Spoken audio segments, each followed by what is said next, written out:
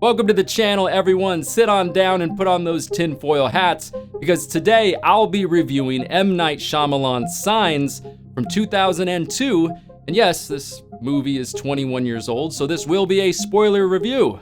Signs is both written and directed by M. Night Shyamalan, and essentially the concept of the movie is a combination of both the old crop circle family farm idea combined with an end-of-the-world premise. The movie follows a former priest named Graham Hess, played by Mel Gibson, who discovers crop circles in his cornfield. Along with his younger brother, Merrill, played by Joaquin Phoenix, and kids, Morgan and Bo, they begin to realize the crops were done by aliens.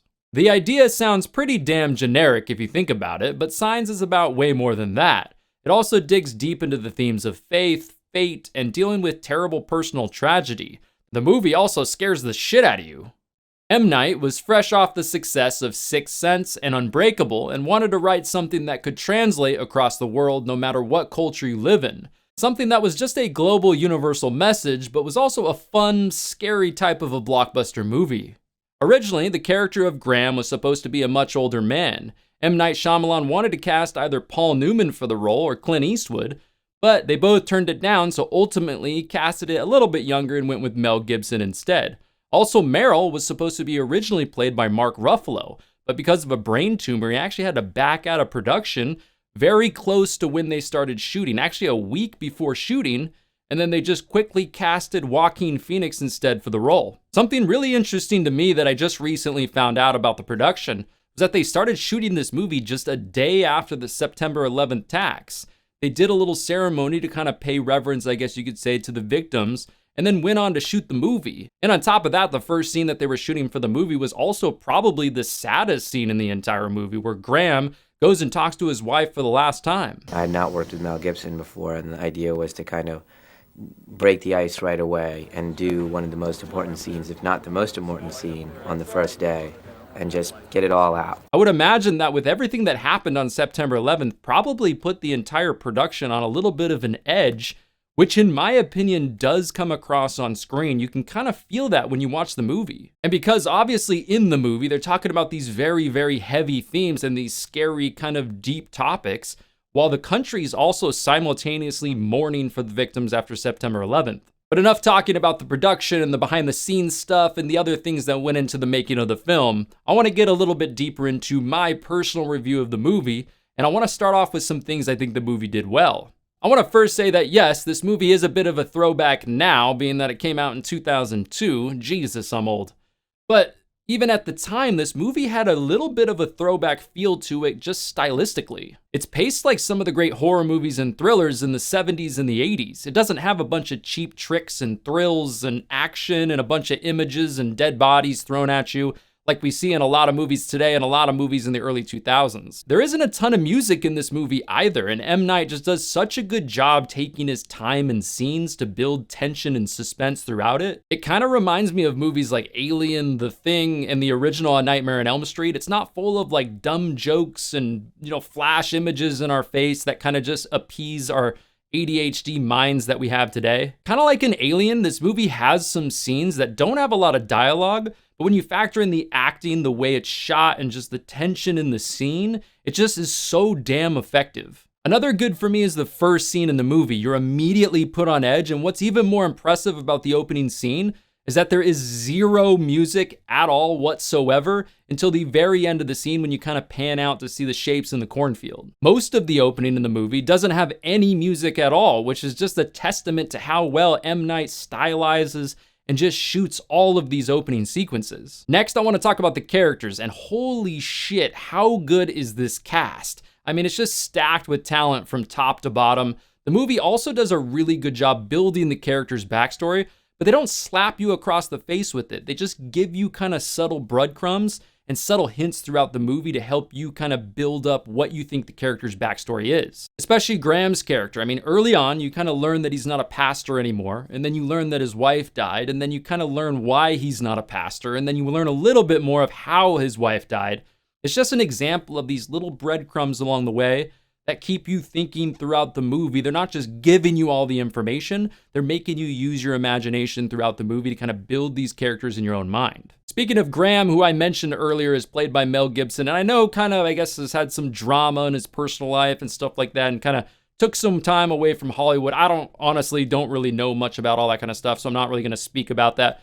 But ever since I saw Mel Gibson in Braveheart, which is my favorite movie of all time, he's always been on the Mount Rushmore of actors for me. We also get to see his character do what a lot of parents would do when shit really hits the fan, which is kind of shelter their kids as much as possible from those really, really bad things or scary things that are going on, and just tell them like the things that they really have to know and not much else.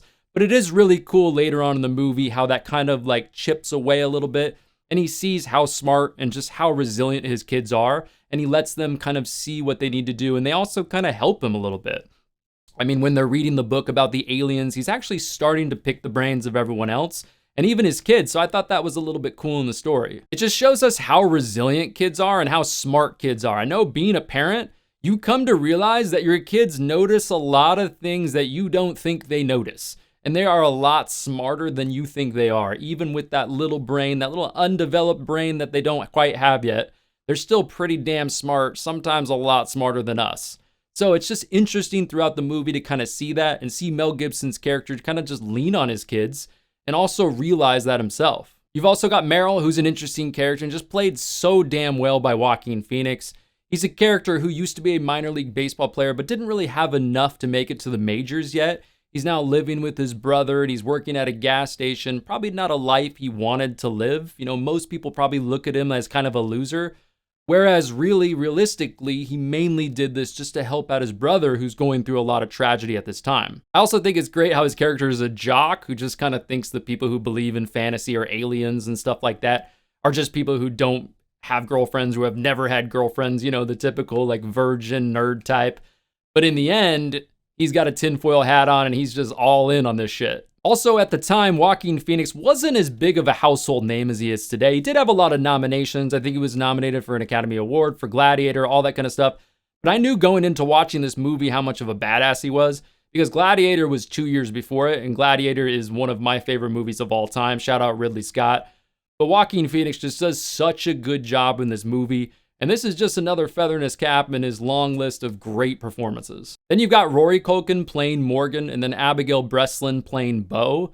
This is some of the best child acting you'll ever see in a movie. They carry several scenes that they're in, and the lines and the dialogue and just their characters. They're not like throwaway child actors in the movie. They are really, really damn good. Now, the next positive that I have to mention is a personal positive to me being a dad of 2 kids. My son's the oldest and my daughter's the youngest, and they're a similar age to the kids that are in this movie. So this movie definitely hits home for me in a lot of scenes, especially that scene when Morgan says that the dog tried to attack Bo and he helped her and saved her essentially. It just, that entire scene, I just cried like a damn baby through that scene. Just the entire relationship between Morgan and Bo is definitely something, I mean, that every parent aspires to have their kids be like, right? They both clearly love each other. Another great scene that I have to point out is the scene with Graham and Meryl on the couch. They've been seemingly watching the news the entire night. The kids are asleep on them, and now they're just basically talking amongst each other about whether or not this is going to be the end of the world. It's just a master class on perfect acting. The way they each have their own unique way of explaining whether or not fate is real or not just basically encapsulates both of their characters and both of their personalities perfectly. We also learn here why Graham stopped believing in God, which is essentially because of what happened to his wife. But this scene, man, it's got zero music, very little dialogue, very little happening in the scene. It's just 2 all-time great actors just doing what they do best. Group number 1 sees it as more than luck, more than coincidence. They see it as a sign. Another positive for me is just the story and overall development around the characters in this movie. You just root for them. I mean, this family's gone through so much tragedy recently. Now, on top of it, the fucking world's about to possibly end. I mean, you just want this family, after so much tragedy and so much loss and so many just bad things happening to them, to finally get a W and, you know, have something good happen to them in the end. Another big positive for me is the music in the movie, which, like I mentioned, is subtle throughout a lot of the movie, but does play a major factor in some important parts of the movie. The music is done by James Newton Howard, who, if you didn't know, actually helped compose the music on The Dark Knight with Hans Zimmer, so that's pretty damn cool. It's just such a great score, and it just fits perfectly with this movie. This movie is also just really damn scary. Not only the great jump scares throughout the movie, you've got like the cornfield scene with the alien's leg, and the alien on top of the roof, and the pantry scene, just to name a few of them, but just the anxiety and the tension throughout the movie is so damn scary. I remember watching this movie in 2002 as a teenager, it definitely scared the shit out of me. But also those flashlight scenes that M. Night pulls off so well, where the flashlight drops or goes off or something like that. All of those scenes make you so nervous of what's about to be shown when the flashlight does finally turn on. I definitely feel akin to older filmmaking than today's filmmaking, where rather than showing the killer coming with the bloody knife, I would hear a noise and the lights would be out in the room, or it would be something in the room that's still moving, and you show that and then the victim realizes there's someone in the room. Oh, that's scarier, the realization in the mind of what's coming, rather than cutting to the guy with the bloody knife, which means don't worry about what scares you, this is what we think scares you, and that's usually 99% of the time very limiting. I've also got a little special guest here that was scared shitless when this movie came out. So let's hear what my wife has to say about the first time she saw Signs. Jenny, welcome. So how old were you when you saw Signs for the first time? 13. 13? Mm-hmm. Do you remember it? Yes, vaguely. I remember being scared. Yeah. We did just watch a few clips to kind of remind you a little bit of a few key moments, but was it a little different than the 13 years of Disney movies and then jumping right into Signs with your cousins for the first time? Was that a little shock to the system? I mean, it's not Little Mermaid, so. It's true. It's true. What was a part that you remember that just sticks out? Many years ago, but still sticks out. You kind of hinted at it. The finger in the pantry. Yep. And I remember the cups of water at the end, where they like actually show the full alien. Were you able to sleep after seeing Signs? Because you're a sci-fi fan, but you're not a horror fan at all. You don't like anything scary. Mm-hmm. You're a comedy person for sure. Yeah. So you weren't able to sleep very well after watching Signs? No. It took me a good week to get over it. But even though you're not a horror fan, there's still some aspects, you kind of hinted about it, there's still some aspects in the movie that you respect, and you can, even though it's not your cup of tea, you can kind of see why the movie's effective or why the movie makes a lot of money. Kind of like, talk about that for a second. You talked about it a little bit a second ago, but like the part where it's dark in the house with the little girl and the dad. Yeah, they like do a good job of like forcing you to let your guard down a little bit by like pulling on your heartstrings a little, and then immediately go right to that jump scare. Kind of catch you off guard, make you think like, oh, it's gonna be just cute and fine, happy little family. And then no shit, right? M. Night Shyamalan.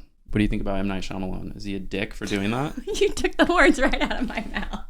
Is that what you thought when you were 13? You're just like, this prick, whoever made this movie is a giant asshole. Is that what you were thinking? No. Because you were too innocent at 13? Probably. You're like, dang it, that little turd. But anyways, your first ever YouTube video. Thanks for recording and humoring me for a moment. I appreciate it. Thank you. You can repay me later. Okay, that will not make it on camera. Now, this is just like a personal positive little thing in the movie for me, and I'm sure a lot of you guys can relate to this, but I always laugh every time they show the water glass scenes because that's kind of a running joke in my house. My wife always keeps like 2 or 3 like half drank, glasses of water next to our bed or in the bathroom or somewhere in the room at all times. So anytime I see those, it gives me a little chuckle. This movie also just does an incredible job blending those heartwarming moments with the funny and the scary moments. I think a perfect example of this is when Graham's talking to Mo about her mom, and then he sees the alien and then runs outside with Meryl, and he's like, hey, make it sound like you're scared, make it sound like you're really pissed off, and he's like saying all this like PG, pastor, mad kind of lines. That part is hilarious. And then all of a sudden they realize they can't catch this thing. And then all of a sudden it's on the roof, and then it's past the swing set and on into the cornfield. And now they're just like, shit, we're freaked out. They're like, what the hell was that thing? It's just a perfect example of this movie almost making you cry at one moment and then scaring the shit out of you the next moment. And yes, this movie has a lot of scares and a lot of tense moments, but it also does a really good job of balancing out those moments with the subtle, witty humor throughout the movie that just kind of lets you exhale at certain points in the movie. Like, for example, when Graham's in town at the pharmacy and he's talking to that young girl who kind of treats him like he's still the Reverend. I cursed 37 times last week. I said the F word a couple of times, but mostly shits and bastards. Is douchebag a curse? I suppose that would depend on its usage. That whole scene is just hilarious and a perfect example of just like the subtle, witty humor. It's like this movie's not trying to be a stand-up special, but the humor is so subtle and well done that it really helps to just kind of round out the movie.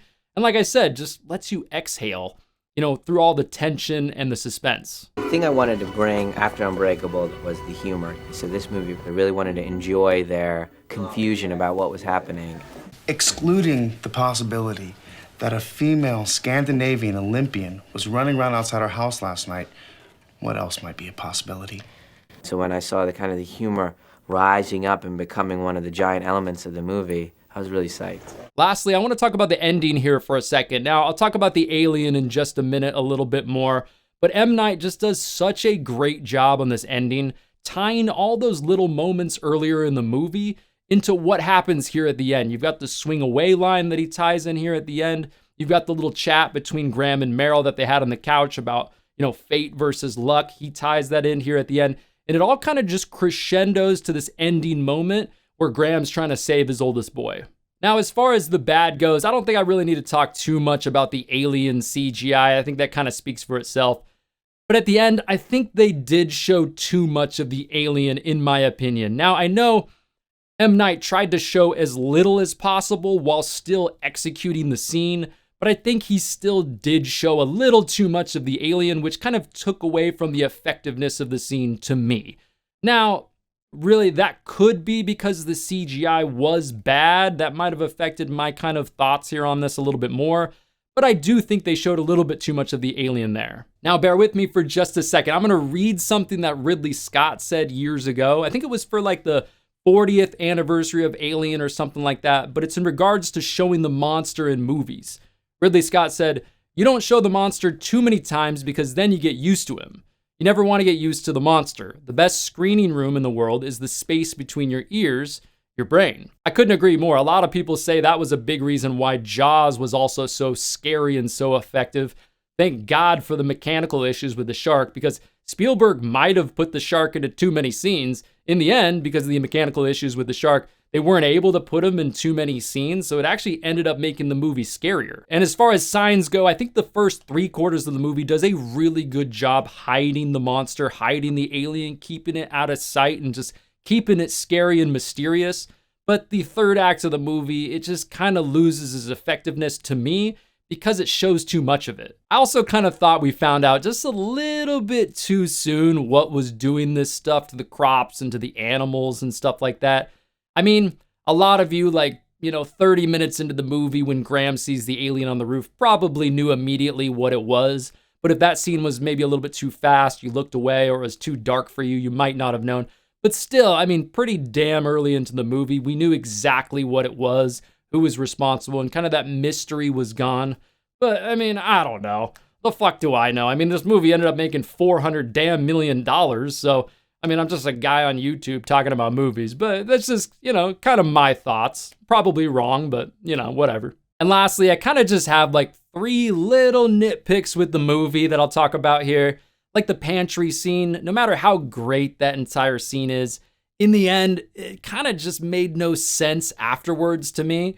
You've got this alien trapped in a pantry. I mean, you would think that's like a fucking world discovery. I'd be freaking out about that, telling the news, telling the cops, somebody, holy shit, we got an alien in here. But Graham just goes home and, well, that's that. It's probably still stuck in there. Hope he's got a bed. You know, that whole scene just didn't really make any sense to me, but I mean, maybe it's because aliens were being captured all over the world. We don't know. I don't think we were given that information in the movie, but that scene, that just, you know, kind of didn't really make much sense to me. Also, another thing is when the aliens are outside of their house and it's all boarded up and the aliens are kind of, you know, starting to try to get in and nobody thinks to arm themselves at all. Like, that just makes no sense to me whatsoever. If aliens are coming to my house to potentially kill me and my children, you bet your ass I'm going to be arming myself with something. Even if it's a cold turkey leg from the fridge, you bet your ass I'm going to be shoving that chicken from Popeyes up that alien's ass. Love that chicken from Popeyes. And third, when Meryl's beating that alien's ass, the alien's just kind of standing there and taking it and not even fighting back. Looking like an older version of George Foreman minus the haymakers coming back at you. Next, before I get into my score of the movie, I do want to kind of debut a little bit of a new segment that I admittedly 5-finger discount stole from one of the greatest podcasters ever, Bill Simmons, which is what scene is the most rewatchable to me, which for me is without a doubt the pantry scene. And it's more so just for personal reasons for me, but you've got the conversation in the beginning of the scene that he's having with the guy who killed his wife, which is definitely a gut-wrenching scene. And then you've got the whole like super tense scene in the pantry with the little demon fingers that come out from underneath the door, scares the shit out of everybody. But for me, this scene, and I'll remember it plain as day until the day I die, just like it was yesterday. My best friend was sitting next to me in the theater, and when that hand came out from underneath the door, just jumped out of his pants, man.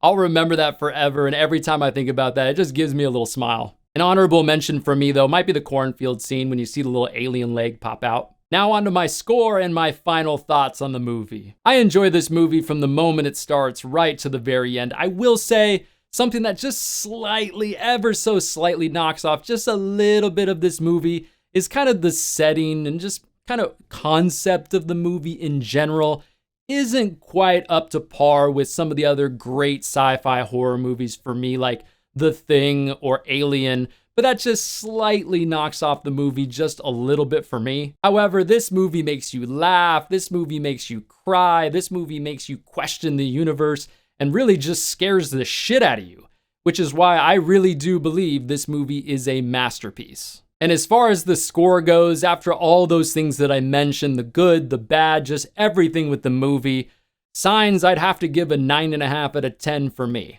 And there you go, that's my review of M. Night Shyamalan's Signs from 2002. As always, be on the lookout for new videos which come out every single Friday. In the meantime though, I'm Matt McFarland, and thanks for watching.